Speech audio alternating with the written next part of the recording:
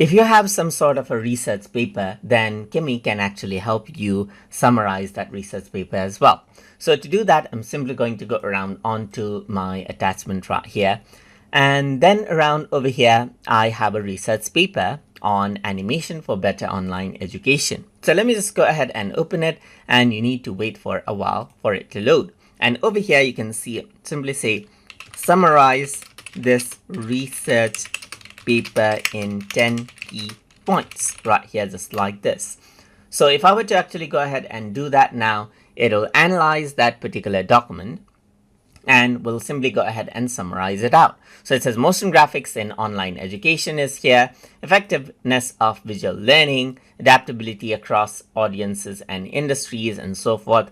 Then what happens is that it simply goes ahead and summarizes out everything right here, just like this in 10 points. You want to make it shorter right here, then you can simply say make it shorter, and make it shorter right here, just like this. And then it'll simply go ahead and give me the gist of the overall report. So you don't have to worry about reading long documents. You can simply upload it out into Kimi and then let it summarize it out just like this.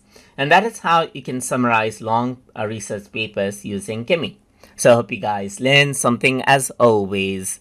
And as always, please like, comment, share, and subscribe.